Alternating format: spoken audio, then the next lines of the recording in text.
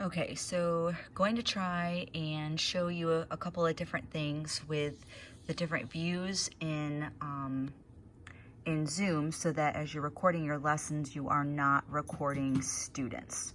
Okay, so here we go. I am going to share my screen.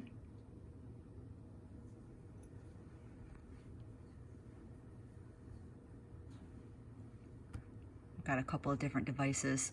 I'm actually also recording with my phone so that you see what I see because you don't see it when I screen record. Okay, so here's my screen that I am sharing, okay? But up here, you can see Tina MCATS, which is my laptop, and then Tina on iPad. Okay, so that would be where your gallery view of students would be if you had them. Okay, you will, I don't. So then up at the top, you see you have some markings. Okay, these markings represent different views. If I can get my cursor up there. All right, so here is your, this is like your gallery view. This is your small active speaker. And then this is hiding the video completely. So if I back up a little bit and I click this guy, the videos go away. Okay, I'm still recording and you can still hear me, okay, on the actual recording, the screen record. Here is an active speaker, and then this goes back to gallery view, okay? Now this active speaker, I don't know if you can see it, but is actually Tina on iPad, and I don't want that to be my active speaker because you can see from that view, it's just not the one, it's just not good. Okay, so I am going to come here, okay, and I'm going to click on the three dots because, whoops, I want to click on the three dots to the one of the laptop, which is this Tina MCATS one. So I'm going to click on the three dots and I'm going to say pin video. And I know I had a conversation with you guys, a few of you the other day, about pinning the video and what that meant.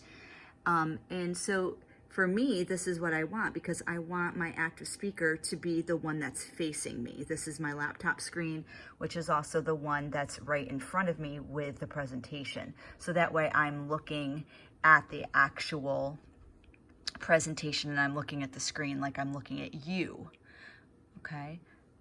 But there again, I can click on the gallery view, okay? All the thumbnail videos, and mine there's only 2.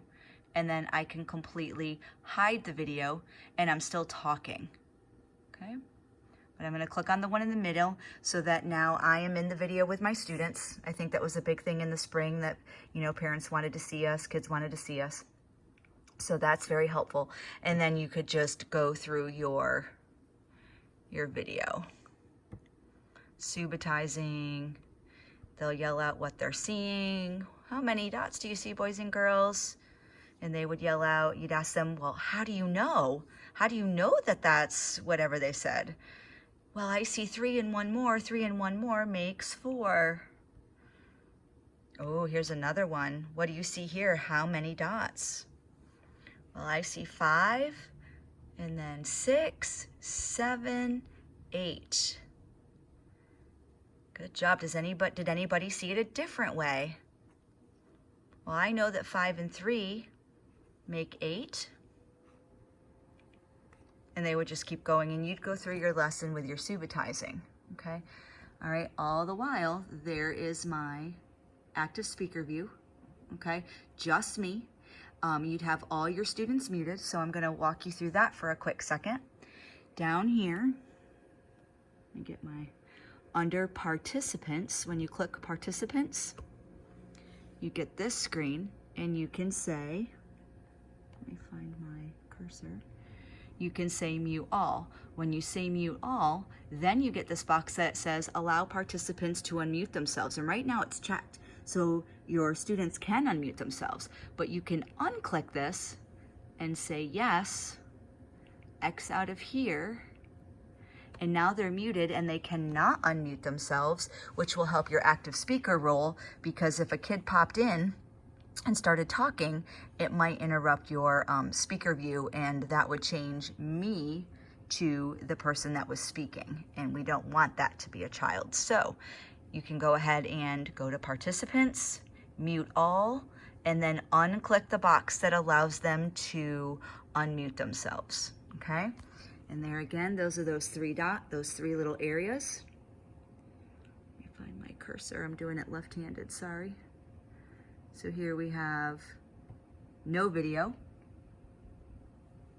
the active speaker, and then there's your gallery view with, in my case, it's only 2, but in your case, they would go, you know, it would be all the way down your side, and you'd probably get a little arrow that would point to all of the others, all the other video windows. All right, so that window is called, if I go back here, and now go back, show thumbnail video, and that would show all the thumbnail videos within your class. All right, that's all I have for you. Let me know if you have any questions.